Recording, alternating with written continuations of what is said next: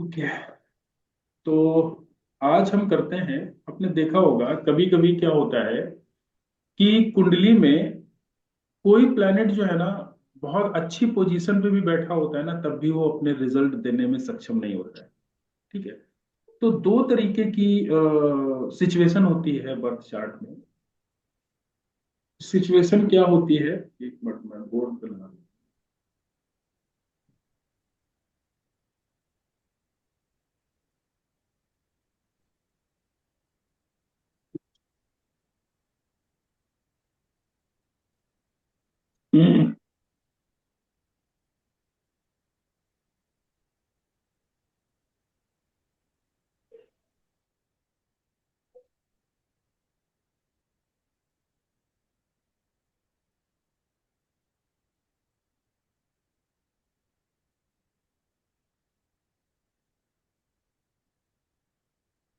जब भी किसी हाउस में कोई भी हाउस खाली हो, जैसे मान लीजिए फर्स्ट हाउस खाली हो, फर्स्ट हाउस है ये खाली है, इसमें कोई प्लेनेट नहीं बैठा, या टेंथ हाउस जो है वो खाली है, इसमें कोई प्लेनेट नहीं बैठा है, तो ना ही इस हाउस में कोई प्लेनेट बैठा है और ना ही फोर्थ हाउस में कोई प्लेनेट हो जो इसको देख रहा हो। इस कंडीशन में क्या माना जाता है कि वो घर कुंडली का सोया हुआ माना जाता है। कहने का मतलब ये हुआ कि कुंडली में किसी भी घर में अगर कोई प्लेनेट ना बैठा हो और ना ही उस घर को कोई प्लेनेट दृष्ट कर रहा हो, ना ही कोई देख रहा हो, तो उसको बोला जाता है कुंडली में वो घर सोया हुआ है। तो जब वो घर सोया हुआ होगा तो उससे संबंधित जो भी काम है, उससे संबंधित जो भी आशया है, आशया मतलब चीजें, लाल किताब की भाषा में आशया बोलते हैं, उससे संबंधित जो चीजें हैं और उससे संबंधित जो रिश्तेदार हैं, उसके नेक फल इंसान को नहीं मिलेंगे या फल मिलेंगे ही नहीं। ठीक है। कोई भी घर हो, जैसे मान लीजिए सेकंड हाउस में कोई प्लेनेट नहीं है और एट्थ हाउस में भी कोई प्लेनेट नहीं है, तो ये दोनों घर सोए हुए माने जाएंगे। तो यहां पर जब कोई निगेटिव हाउस सोया हुआ होता है, तब तो चलो ठीक है, कोई बात नहीं, तब तो अच्छी बात है कुंडली वाले के लिए। लेकिन अगर कोई पॉजिटिव हाउस सोया हुआ है, जैसे मान लीजिए सेकंड हाउस सोया हुआ है, तो पैसे की स्थिति अच्छी नहीं होगी, फैमिली के साथ में कंपेटेबिलिटी अच्छी नहीं होगी। ठीक है, फैमिली वाले सपोर्ट नहीं कर रहे होंगे।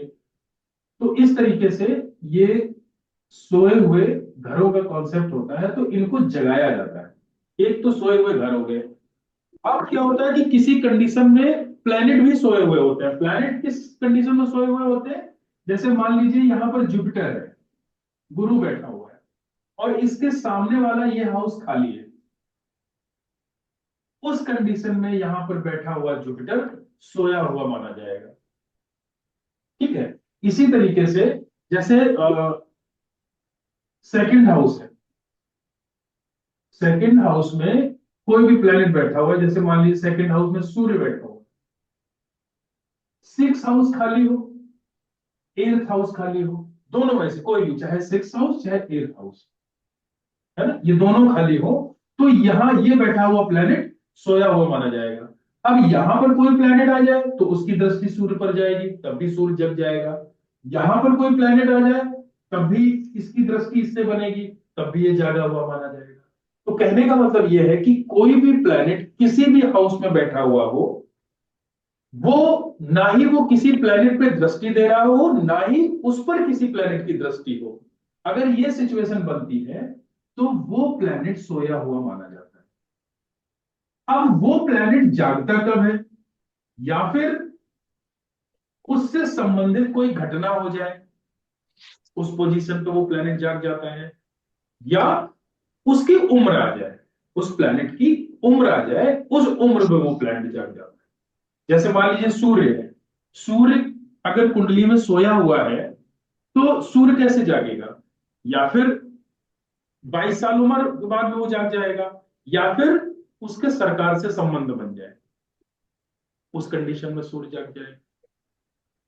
इसी तरह चंद्रमा अगर सोया हुआ है तो वो, या फिर उसको हमको जगाना पड़ेगा, वो उपाय करके कि उस उसके सामने वाले हाउस में, जैसे मान लीजिए चंद्रमा यहां बैठा हुआ है। ठीक है।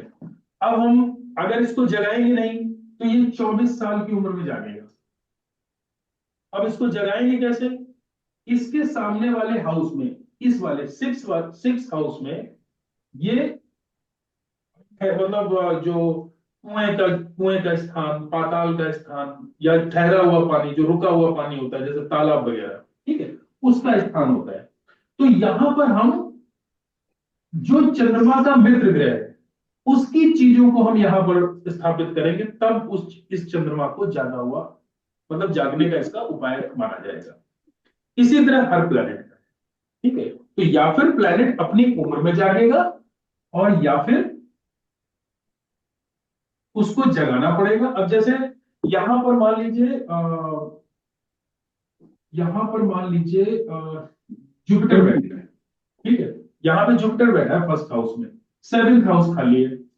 अब सेवेंथ हाउस खाली होने की वजह से ये जुपिटर सोया हुआ है। इस आदमी को तब तक प्रॉस्पेरिटी नहीं मिलेगी, या फिर 16 साल कंप्लीट हो जाए तब ये जाग जाएगा। दूसरी कंडीशन क्या है, मान लीजिए यहां पर जुपिटर ना होता, चलो जुपिटर तो 16 साल में जाग जाएगा। अगर और कोई प्लेनेट होता, ठीक है, म्यूट कर लीजिए जिसके पीछे से आवाज आ रही है।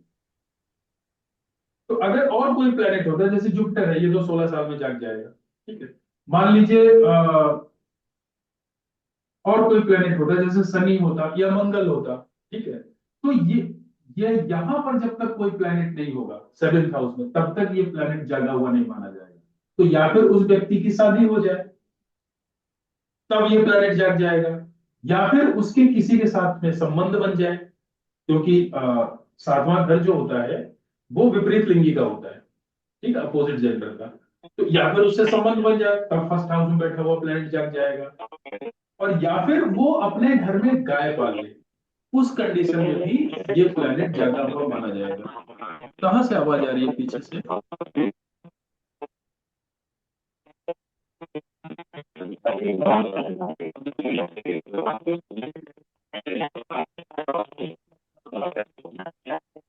मनीषा जी के यहाँ से कुछ आवाज आ रही है।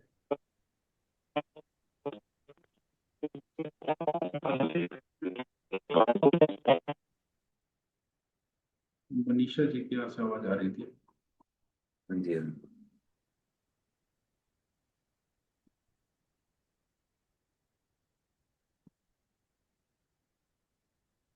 ठीक है, तो इसको मैं फिर से रिपीट किए दे रहा हूं।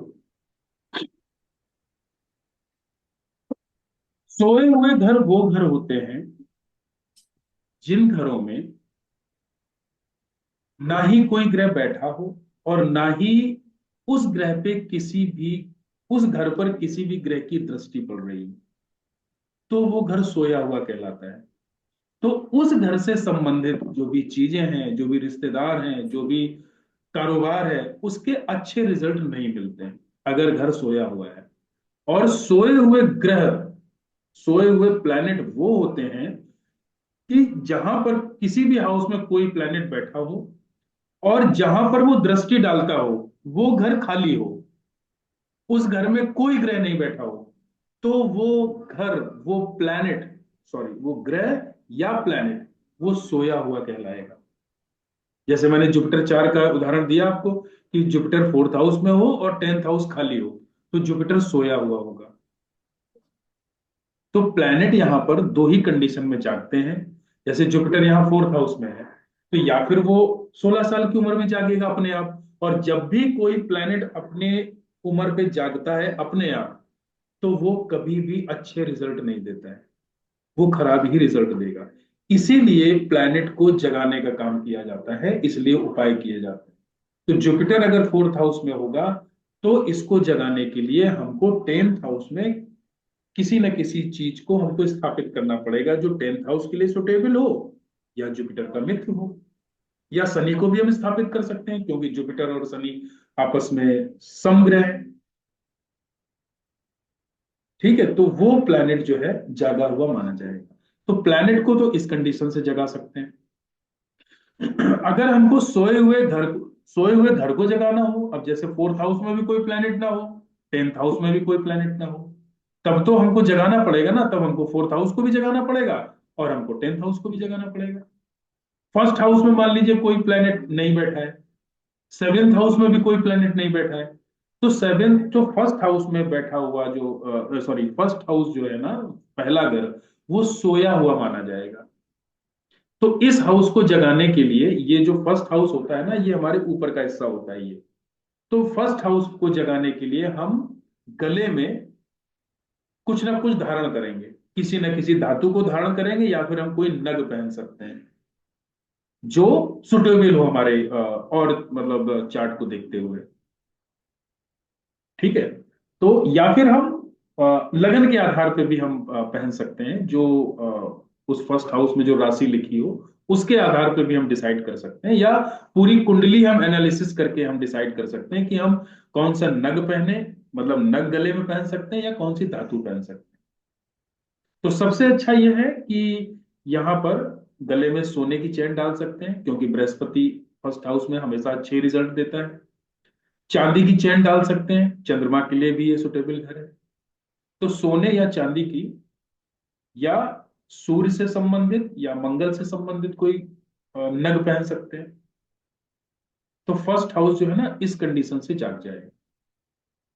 और फर्स्ट हाउस जो होता है वो मंगल से एक्टिवेट होता है, क्योंकि मंगल का घर है ये। ठीक है। तो घर में जो है, मिट्टी के बर्तन में आप शहद भर के दबा सकते हो अपने घर में, है ना। तो उस कंडीशन से भी आपका फर्स्ट हाउस जागा हुआ माना जाएगा। तो चाहे गले में आप सोने की चैन पहन लो, चाहे और कुछ गले में कोई नग पहन लो जो उस बर्थ चार्ट के हिसाब से लॉजिकल हो, और या फिर मंगल को हमको स्थापित करना है फर्स्ट हाउस में, तो मिट्टी के बर्तन में शहद भर के आप जो है इसको अपने घर में दबा सकते हैं। किधर दबाना है? फर्स्ट हाउस ईस्ट डायरेक्शन होता है, ईस्ट डायरेक्शन में दबा दो। ठीक है। इसी तरह सेकंड हाउस में चंद्रमा उच्च का माना जाता है। तो सेकंड हाउस को जगाने के लिए हम, सेकंड हाउस जो होता है ना, वो नॉर्थ वेस्ट डायरेक्शन होती है ना। तो नॉर्थ वेस्ट डायरेक्शन में हम चावल के साथ में चांदी, जैसे चावल एक बोरी भर के या उसमें चांदी डाल के उसको हम रख सकते हैं। या जो सेकंड हाउस होता है वो धर्म स्थान होता है, तो यहां पर हम धर्म स्थान में दूध चावल, चाहे उसकी खीर बना के, चाहे दूध चावल, इसी तरीके से हम मंदिर में दे सकते हैं। तो जैसे ही हम ये उपाय हम करेंगे, तो पैसे से संबंधित और परिवार से संबंधित जो भी प्रॉब्लम, सेकंड हाउस इन्हीं चीजों का होता है, फैमिली का होता है, ससुराल का होता है और पैसे का होता है। तो इनसे संबंधित जो भी जो है प्रॉब्लम आ रही होगी, वो दूर हो जाएगी।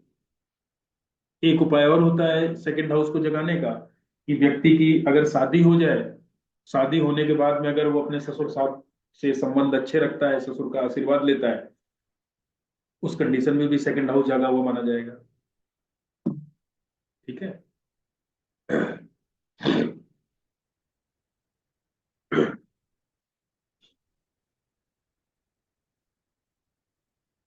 और भी उपाय किए जाते हैं सेकंड हाउस को जगाने के लिए, जो प्लेनेट अच्छा हो। जैसे मान लीजिए ये वीनस का घर है, शुक्र का घर है। शुक्र क्या है? शुक्र है रुई और घी। तो आप मंदिर में रोज एक घी का दीपक जलाएं, उससे भी सेकंड हाउस माना हुआ जाएगा, जो भी जागा हुआ माना जाएगा। जो भी पैसे की समस्या, जो भी प्रॉब्लम आ रही है, वो दूर होगी। जुपिटर भी यहाँ पर अच्छा माना जाता है। जुपिटर उतना अच्छा नहीं माना जाता जितना यहाँ पर चंद्रमा और वीनस अच्छे माने जाते हैं। ठीक है। तो चंद्रमा या वीनस से इस घर की हम जागृति करेंगे। तीसरा घर जो होता है ना, वो हमारा दाहिना हाथ होता है। अगर तीसरा घर सोया हुआ हो, तो अपने दाहिने हाथ में हम कोई चीजें पहन सकते हैं। जैसे ये मान लीजिए मंगल का घर है। ठीक है। तो मंगल के जो मित्र है ना, उनकी चीजें पहनी जा सकती हैं। जैसे आप सोने का कड़ा पहन सकते हैं, या चांदी का कड़ा पहन सकते हैं, या 11वें घर को 11वें घर को हमको देखना होगा कि 11वें घर में कौन सा प्लेनेट है, उस प्लेनेट के अनुसार हम नग पहन सकते हैं। 9th हाउस को हमको देखना होगा कि 9वें घर में और 11वें घर में कौन सा प्लेनेट बैठा हुआ है, उससे संबंधित हम कोई नग या धातु पहन सकते हैं। अब आप सोच रहे होंगे कि अगर 9th हाउस और 11th हाउस में प्लेनेट बैठे होंगे तो थर्ड हाउस तो जगा हुआ माना जाएगा। यहां पर सोए हुए घर को जगाने के लिए हम उल्टी वाली दृष्टि का यूज नहीं करेंगे। यहां पर लाल किताब वाली दृष्टि का कॉन्सेप्ट लागू होगा कि थर्ड हाउस पे ना ही किसी की दृष्टि पड़ रही हो, ना ही थर्ड हाउस में कोई बैठा हो, तब वो थर्ड हाउस सोया हुआ माना जाएगा। तो अगर 9th हाउस में भी कोई प्लेनेट बैठा है, 11th हाउस में भी कोई प्लेनेट बैठा है, थर्ड हाउस में कोई प्लेनेट नहीं है, तो थर्ड हाउस सोया हुआ माना जाएगा। लेकिन यहां पर एक चीज है, बुध अगर 9th हाउस में होगा तो सिर्फ बुध ही एक ऐसा प्लेनेट है जो उल्टी दृष्टि से खाना नंबर 3 को देखता है। उस कंडीशन में तीसरा घर सोया हुआ नहीं माना जाएगा। ठीक है, तो तीसरे घर को जगाने के लिए हम दाहिने हाथ में कोई अंगूठी पहन सकते हैं, या कोई नग पहन सकते हैं, या कोई धातु पहन सकते हैं, कोई कड़ा वगैरह पहन सकते सर ये नोवा हाउस फिर सोया नहीं होगा, मतलब थर्ड तो चलो, थर्ड तो हाउस सोया हुआ है, नोवा ग्रह है, अगर नोवे में ग्रह है तो वो नहीं सोया हुआ माना जाए। हैं, वो भी सोया हुआ माना जाएगा उस कंडीशन में। तो यहां से वो जाग जाएगा। अगर 9th हाउस में 11वें 9वें घर में 11वें घर में कोई अगर प्लैनेट बैठा होगा तो उस कंडीशन में सोया हुआ माना जाएगा।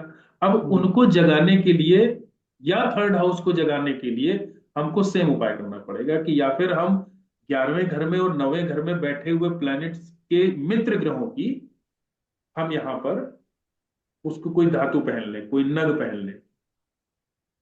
अब जैसे मान लीजिए राहु बैठा हो 9th हाउस में या 11th हाउस में, ठीक है, और आपने जैसे नीलम पहन लिया, शनि की चीजें पहन ली, ठीक है, तो ये जो है ना, जब भी शनि की दृष्टि राहु पर पड़ती है तो ये कोर्ट कचहरी अस्पताल और ये सब वगैरह होता है ना। तो ये हमको ध्यान रखना है कि जो अपने 9th हाउस से 11th हाउस में जो प्लैनेट बैठे हुए हैं उसके मित्र ग्रहों की ही हम अंगूठी या धातु पहने। तो ये एक तरीका है लाल किताब के हिसाब से कोई नग या अंगूठी पहनने का।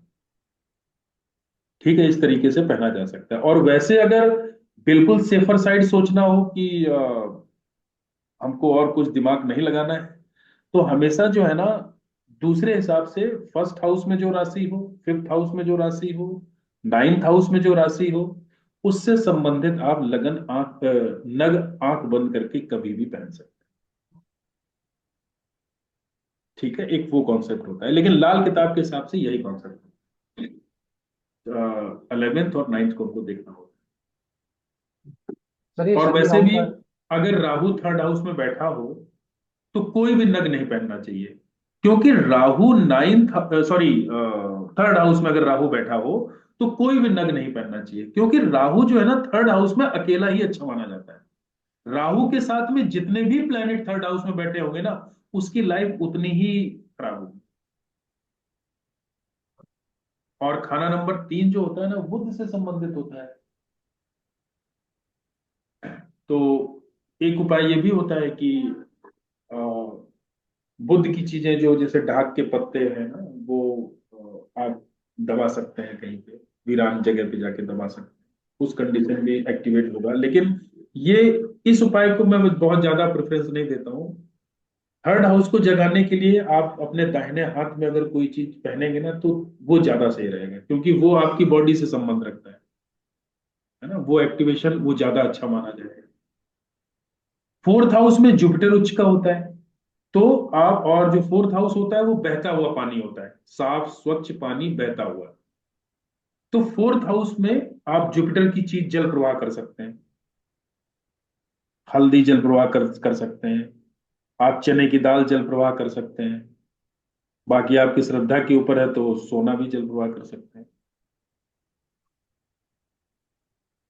ठीक है।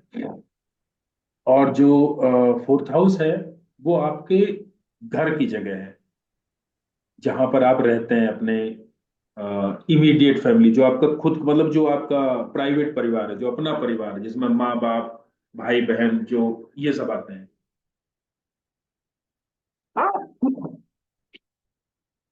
ठीक है, तो अपने घर में जो है आप अ, बृहस्पति की चीजें, केसर, हल्दी, चने की दाल, या चंद्रमा की चीजें, चांदी, चावल, ठीक है, ये रख सकते हैं नॉर्थ ईस्ट डायरेक्शन।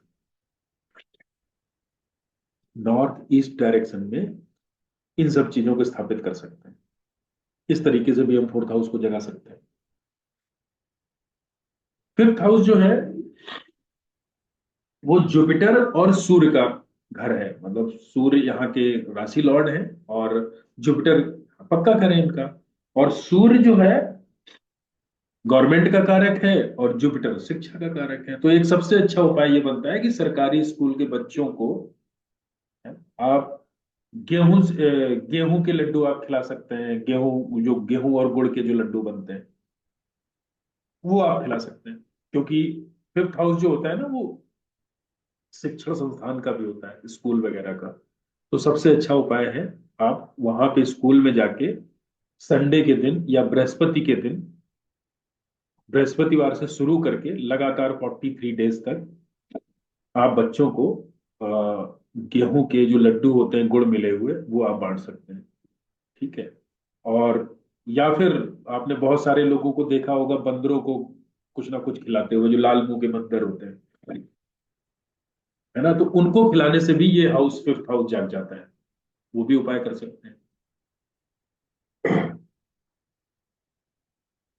और सिक्स हाउस को जगाने के लिए, सिक्स हाउस मैंने आपको बताया, सिक्स हाउस जो होता है ना वो ठहरा हुआ पानी, चाहे वो पाताल का पानी हो, है ना, चाहे वो तालाब वगैरह का पानी हो, कुएं का पानी हो, या जो जमीन से वो जो बोरिंग करवाई जाती है ना, नल वगैरह जो लगवाया जाता है, हैंड पंप या समरसेबल वगैरह, उसका पानी जो जमीन से निकलता है पानी, अंदर जमीन के अंदर से निकला हुआ पानी, ऐसी जगहों पर आप कोई चीज स्थापित कर सकते हैं। बस ये हमको ध्यान देना होगा कि सेकंड हाउस में कोई प्लेनेट तो नहीं है। तो सेकंड हाउस से संबंधित जो उसका मित्र ग्रह है, उससे संबंधित चीजों को आप सिक्स हाउस में आप स्थापित कर सकते हैं। और अगर 12वें घर में बुध बैठा हुआ है, तब तो सिक्स हाउस में स्थापित ना ही करो तो ज्यादा अच्छा है। क्योंकि जिस भी प्लेनेट से रिलेटेड आप कोई चीज स्थापित करेंगे, बुध उसको खराब करना ही करना है, क्योंकि वक्री दृष्टि से देखता है बुध 12वें घर में बैठ के। जो भी प्लेनेट सिक्स हाउस में, 12वें घर में बुध अगर बैठा है और कोई भी प्लेनेट सिक्स हाउस में बैठा है, उससे संबंधित चीजों को वो खराब करेगा ही करेगा। तो 12वें घर में अगर है तो हमको जगाना ही नहीं। अगर 12वां घर खाली है, सेकंड हाउस में कोई कोई प्लेनेट बैठा हुआ है, तो उसके दोस्त प्लेनेट की चीजें जो है हम कुएं में डाल सकते हैं, बोरिंग में डाल सकते हैं, तालाब में डाल सकते हैं। मतलब रूल मित्र होना चाहिए वहां का, सेकंड हाउस का। उस कंडीशन में ये जाग जाता है। अब ये उपाय कब करेंगे? जब सब कुछ बैठा हुआ हो, प्लेनेट बैठे हुए हो, और इंसान को पैसे की दिक्कत हो, नौकरी ना लग रही हो, है ना, उस कंडीशन में सिक्स हाउस को जगाने का काम किया जाता है। या फिर सेकंड हाउस में कोई प्लेनेट बैठा हो, एर्थ हाउस भी खाली हो, टेंथ हाउस भी खाली हो, उस कंडीशन में हम सिक्स हाउस में कोई प्लेनेट को बैठाएंगे, जिससे सेकंड हाउस में बैठा हुआ प्लेनेट हमको रिजल्ट देने लगे। ठीक है। तो उस टाइम पे हम यहाँ पर, अब यहाँ पर आपने कोई कई बार उपाय आपने सुना होगा कि नीले फूल गंदे नाले में बहाएं। तो राहु की सिक्स हाउस, राहु उच्च का होता है, इसलिए राहु को स्थापित यहाँ पे किया जाता है।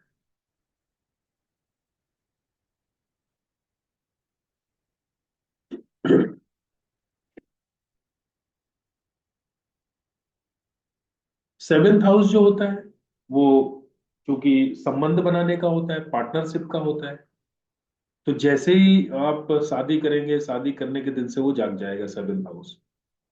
या किसी से आपके संबंध बन जाए, उस कंडीशन में जाग जाएगा। घर में फीमेल सर्वेंट रख लिया जाए, उस कंडीशन से जाग जाएगा। या शुक्र का चूंकि ये घर है और शुक्र से गाय का संबंध होता है, तो गाय अपने घर पे आप रख लीजिए, गाय की सेवा करें, उस कंडीशन में भी ये जाग जाए।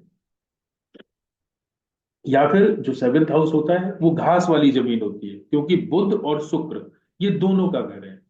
बुध हो गई घास और शुक्र हो गई मिट्टी, खेती वाली जमीन।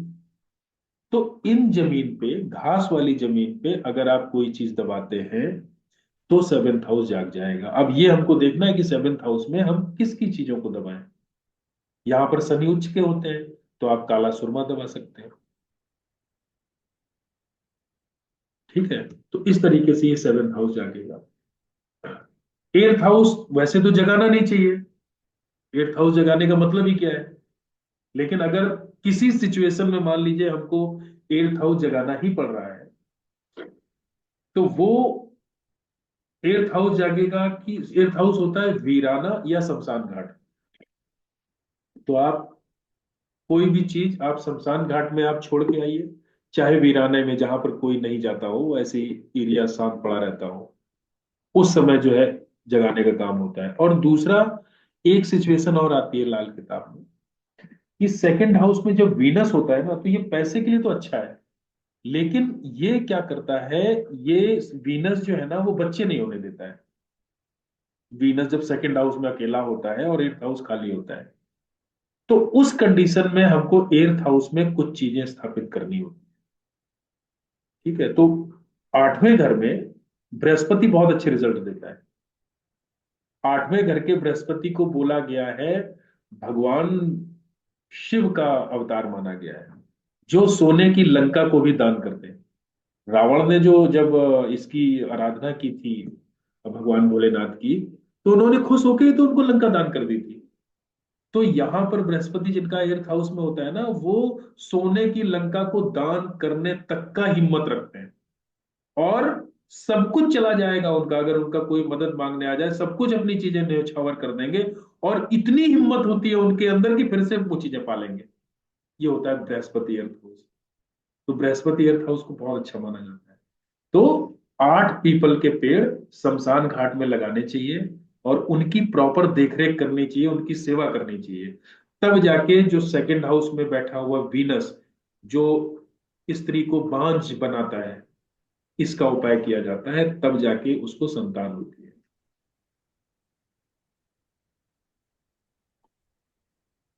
ठीक है, या मान लीजिए बृहस्पति बैठा है सेकंड हाउस में।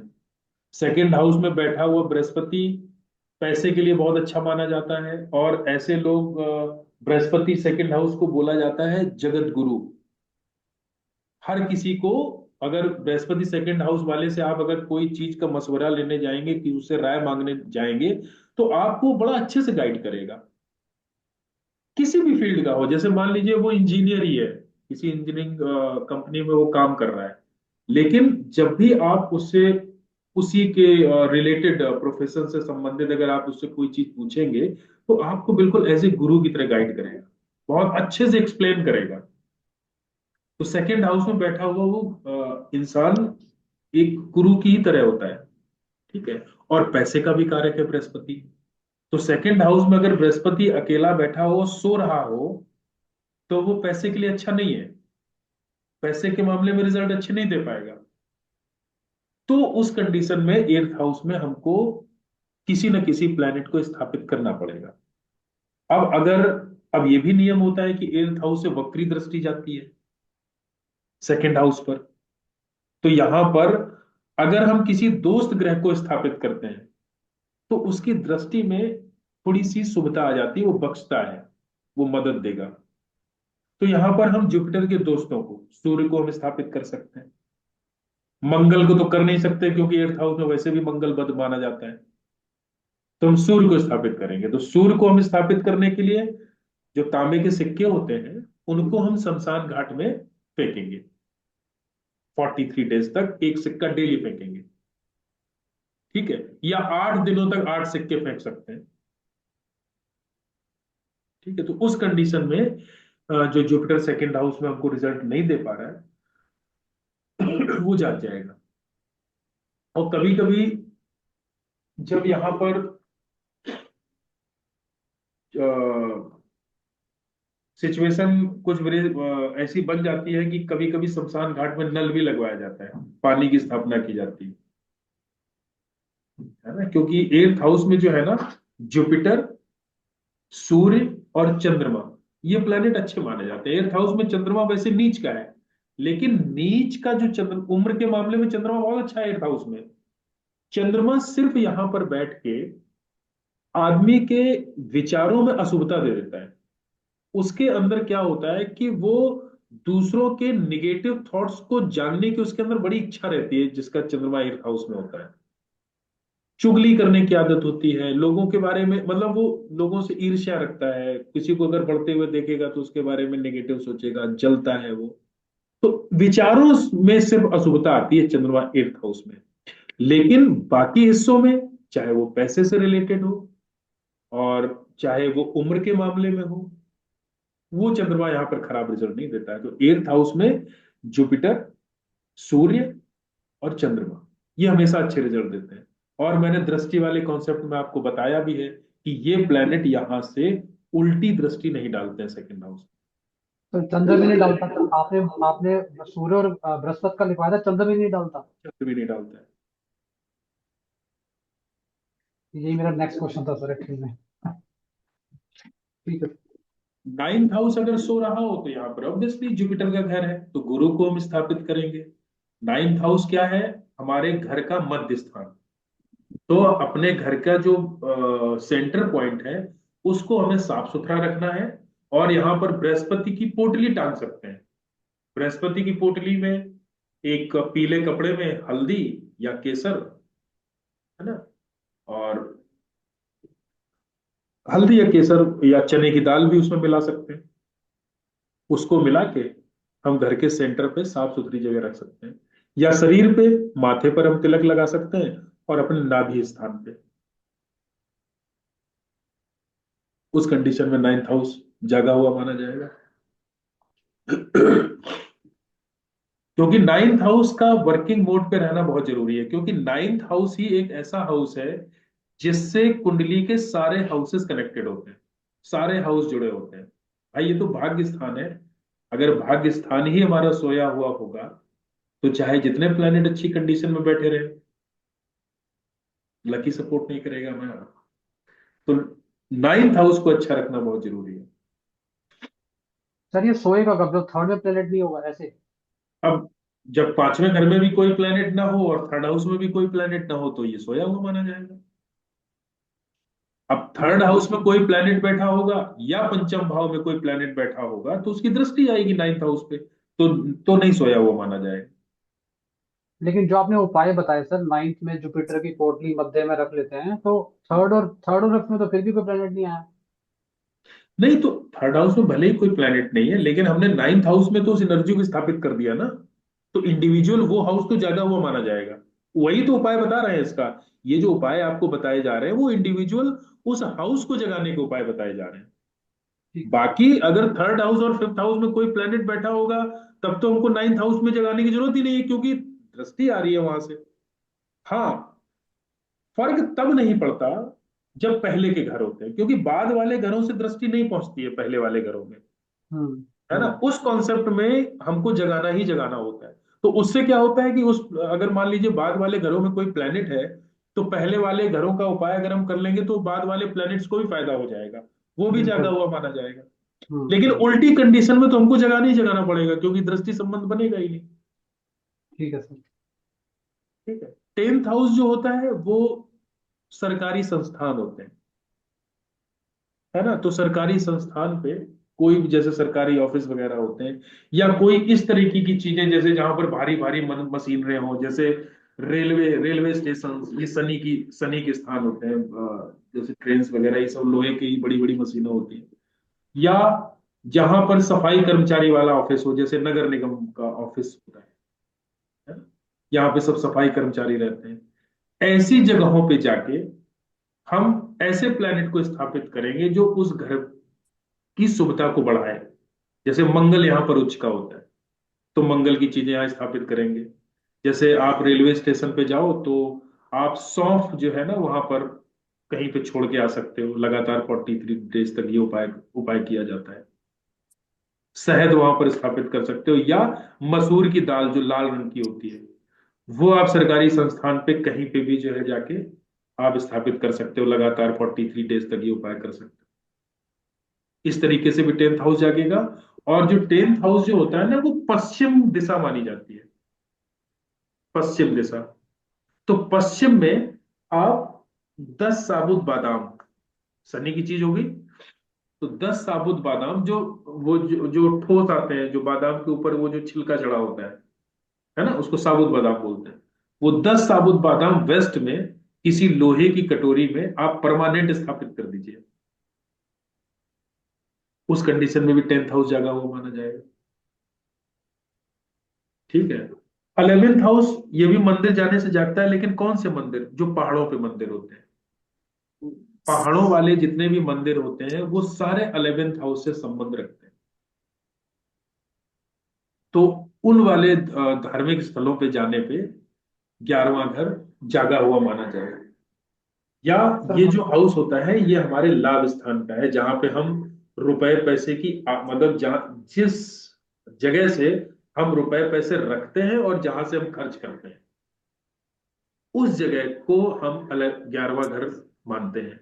तो वहां पर हम, क्योंकि ये जो घर होता है ये बृहस्पति का होता है और शनि का होता है, तो यहां पर हम बृहस्पति की चीज बादाम, और सॉरी शनि की चीज मतलब बादाम, और बृहस्पति की चीज मतलब हल्दी, एक पीले कपड़े में बांध के हम वहां पर अपने गले में, जहां से मतलब जैसे मान लीजिए कोई दुकान पे बैठा है या कहीं जहां पर वो पैसे लाके रखता है, जहां से वो निकाल के खर्च करता है, उस जगह पे आप शनि की चीज और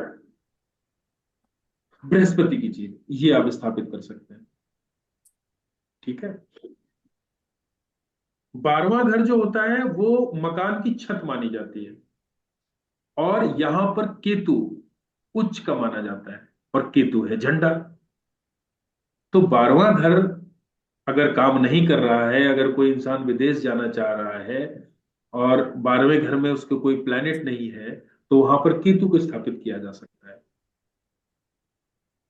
आप अपने घर की छत पे वो जो तिकोने रंग का, क्योंकि केतु क्या है कि केतु है तिकोना, तो तिकोने साइज का जो झंडा आता है, उस पे जो किनारी होती है वो गोल्डन कलर की हो, मतलब केतु में जुपिटर का अंश हो, क्योंकि जुपिटर का भी घर है ना 12वां घर, उसका भी अंश हो, तो गोल्डन कलर की उसकी किनारी हो और तिकोने रंग का झंडा हो, वो आप छत पे लगा दीजिए तो 12वां घर जागा हुआ माना जाएगा। ठीक है। तो इस तरीके से हम, जब हम घरों को जगाते हैं, तो हमको उसके शुभ रिजल्ट मिलना स्टार्ट होते हैं, नहीं तो उसके शुभ रिजल्ट मिलने में दिक्कत आती है। इसमें किसी का कुछ डाउट हो तो पूछ सकता है, पूछे। कोई चीज ना समझ में आई हो, कुछ क्वेश्चन हो।